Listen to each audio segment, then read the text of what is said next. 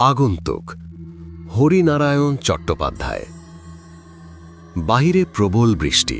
এ বৃষ্টি হঠাৎ থামবে এমন আশা কম। ঘরের মধ্যে আমরা তিনজন, সমীর, পলাশ আর আমি।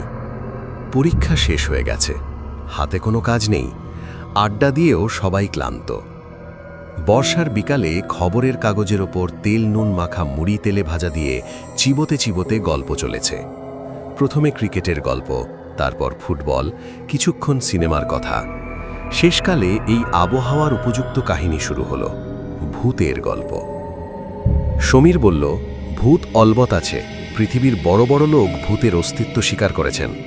পলাশ মুখ চোখের অদ্ভুত ভঙ্গি করে বলল, আছে বই কি, আছে তোদের মতন নিষ্ক্রিয় লোকদের মগজে। ভূতের জন্মস্থান ভয়ের এলাকায়। দুজনে আমাকে সাক্ষী মানল। বিপদে পড়লাম। খুব সাহসী এমন অপবাদ কেউ দেবে না। ভূত অবশ্য দেখিনি, কিন্তু ভূত নেই এ কথা জোর গলায় বলি কি করে? সারাক্ষণ দিনের আলো থাকবে না, একসময় অন্ধকার হবে, চারদিক থেকে নানা রকম শব্দ শোনা যাবে। তখন কাজেই কোনো পক্ষ সমর্থন না করে বললাম, কি জানি ভাই, বলতে পারবো না। ভবিষ্যৎ নিয়ে এত চিন্তা করছি যে ভূতের কথা ভাববার সময় পাইনি।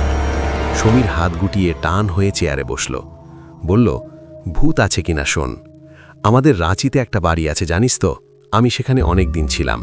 পলাশ এমন সুযোগ ছাড়ল না, সঙ্গে সঙ্গে বলল, তুই যে রাঁচি ফেরত সেটা তোর হালচালেই মালুম হয়।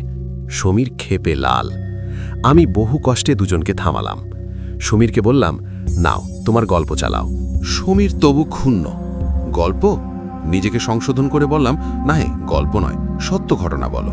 সমীর শুরু করল, রাঁচির বাড়িতে ভূতের উপদ্রব।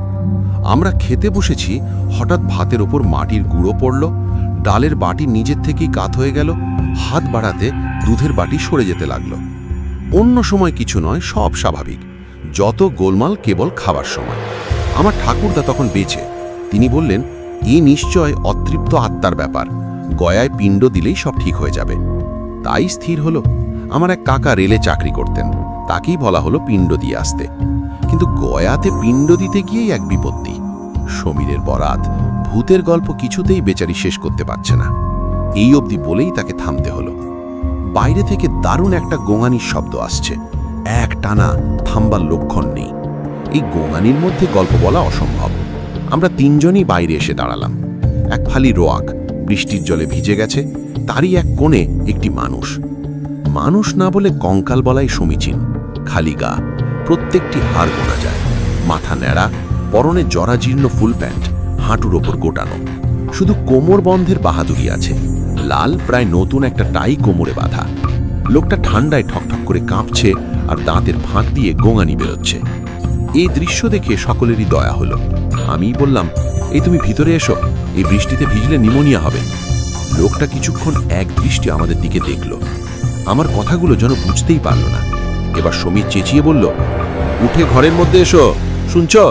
লোকটা আস্তে আস্তে দেয়াল ধরে দাঁড়ালো, একটু দম নিল, তারপর আমাদের পিছন পিছন ঘরের মধ্যে এলো। বসো ওই কোণে। পলাশ আঙুল দিয়ে ঘরের কোণ দেখিয়ে দিল। লোকটা সসংকোচে বসল, দুটো হাঁটুর ওপর মুখ রেখে। আমি ভিতরে গিয়ে একটা পুরনো শার্ট এনে লোকটার দিকে ছুঁড়ে দিলাম। লোকটা কৃতজ্ঞতা ভরা চোখে আমার দিকে দেখল, তারপর শার্টটা গায়ে দিয়ে নিল। আমি সমীরের দিকে ফিরে বললাম, এবার নাও হে, তোমার গয়ায় পিণ্ডদানের কাহিনী বলো। সমীর ভ্রু কোচকাল। আমার পিণ্ডদানের কাহিনী? অপ্রস্তুত হয়ে বললাম, আহা, তোমার নয়, তোমার ভূতের। পলাশ ফলন কাটল। ওই একই হলো, ভূত আর সমীরের তফাৎ নেই। ভূত হচ্ছে গাঁজা, আর সমীর সেই গাঁজার আড়তদার। ঠিক এই সময় আমাদের তিনজনকে অবাক করে দিয়ে লোকটি কথা বলল, কে বললে বাবু ভূত গাঁজা? পলাশ এবার লোকটির দিকে ফিরল, তুমিও ভূতের গল্প জানো নাকি হে? লোকটা দুটো হাত রগড়াতে রগড়াতে বলল, গল্প নয় বাবুরা, নিজের চোখে ভূত দেখেছি। সে কি হে, বলো শুনি। তিনজনই লোকটার কাছে এগিয়ে বসলাম। লোকটা হাত দুটো দিয়ে নিজের শরীর ঘষে নিল, বোধহয় গরম করার চেষ্টায়। তারপর বলতে লাগলো, এক সময়ে আমি ট্রেনের কামরায় কামরায় প্লাস্টিকের চিরুনি ফেরি করে বেড়াতাম। সকাল 7টায় বের হতাম, দুপুরবেলা রাস্তার ধারে কিছু খেয়ে নিতাম, তারপর আবার রাত 10টা সাড়ে 10টা পর্যন্ত চিরুনি বিক্রির চেষ্টা। রাত্রিবেলা কোনো স্টেশনের প্ল্যাটফর্মের এক কোণে শুয়ে কাটাতাম। একদিন হয়েছে কি, ঠিক এমনই বাদলা। যাত্রীর সংখ্যা কম, যারা আছে তাদের চিরুনি কেনার দিকে দৃষ্টি নেই, কোনো রকমে বাড়ি পৌঁছতে পারলে বাঁচে। আমিও কোণের এক বেঞ্চে বসে ঢুলতে ঢুলতে কখন ঘুমিয়ে পড়েছি। যখন ঘুম ভাঙল, মনে হলো অনেক রাত, বৃষ্টি থেমেছে, জানলা দিয়ে ম্লান জ্যোৎস্না গাড়ির মধ্যে এসে পড়েছে। জানলা দিয়ে উকি মেরে বুঝতে পারলাম ট্রেন শেডের মধ্যে রয়েছে। ভালোই হলো, বেঞ্চের উপর পা তুলে ঘুমোবার চেষ্টা করলাম, পারলাম না। মনে হলো কোথায় যেন খুটখাট আওয়াজ হচ্ছে। একবার ভাবলাম ইঁদুর, কিন্তু ইঁদুর মালগাড়ি ছেড়ে এই গাড়িতে আসবে কেন? এদিক ওদিক চোখ ঘোরাতে ঘোরাতে দেখতে পেলাম বাথরুমের হাতলটা নাড়ছে, কে যেন খোলবার চেষ্টা করছে, পারছে না। একটু ভয় হলো, চোর ডাকাত নয় তো? তারপর আবার মনে হলো চোর হোক ডাকাত হোক আমার কি, আমার সম্বল 2 টাকার চিরুনি আর পকেটে 1.5 টাকা। চোখ বন্ধ করে ফেললাম। হঠাৎ মুখের উপর গরম নিঃশ্বাস পড়তে চমকে চোখ খুলেই আতকে উঠলাম। সামনে একজন লোক, লোকই বা বলি কি করে, মুন্ডু নেই, মুন্ডুটা নিজের হাতে ধরা, দুটো চোখ বিভৎসভাবে বেরিয়ে আছে, দাঁতের ফাঁক দিয়ে জিভটা ঝুলে পড়েছে, সেই জিভ দিয়ে টপ টপ করে রক্তের ফোঁটা ঝরছে। আমি চিৎকার করতেই মুন্ডুটা জিভটাকে ভিতরে টেনে নিয়ে চাপা গলায় বলল, চুপ, ভয়ের কিছু নেই। আমিও তোমার মতন ট্রেনে লজেন্স হজমিগুলি ফেরি করে বেড়াতাম, নিজে গান বেঁধে সুরে করে গাইতাম। গানের গলা ছিল বলে বাবুরা খুশি হয়ে শুনত, তারপর আমার জিনিস কিনত। সেই জন্য অন্য ফেরিওয়ালারা আমায় হিংসা করত, বিশেষ করে তারক। সে আমার সঙ্গে সঙ্গে থাকত, আমার মতন গাইবার চেষ্টা করত, পারত না। এক সন্ধ্যায় টিপ টিপ বৃষ্টি পড়ছে, আমি গাড়ির পাদানিতে দাঁড়িয়ে, ট্রেনের গতি একটু কমলে পাশের কামরায় উঠব। তারক ঠিক আমার পিছনে। হঠাৎ সে সজোরে আমাকে ধাক্কা দিল। পাশের লাইন দিয়ে দার্জিলিং মেল আসছিল নক্ষত্র বেগে, ট্রেনের গতিবিধি আমাদের নখদর্পণে। সঙ্গে সঙ্গে আমি ছিটকে একেবারে লাইনের ওপর। তারপর দার্জিলিং মেলের চাকা। লোকটির কথা শোনা গেল না, চোখ বাঁধানো বিদ্যুতের আলো। তারপরে খুব কাছে কোথাও বাজ পড়ল, জানালার কাঁচ ঝনঝন করে উঠল, মেঝে কেঁপে উঠে মনে হলো চেয়ারগুলো উল্টে ফেলে দেবে। আমরা সবাই প্রথমে ভাবলাম বুঝি ভূমিকম্প, তারপর বুঝতে পারলাম না, বাজের শব্দ। পলাশ বলল, খুব ভূতের গল্প ফেদেছ তো হে। কোনো উত্তর নেই। আমি তাড়াতাড়ি উঠে সুইচ টিপলাম, আলোয় ঘর ভরে গেল।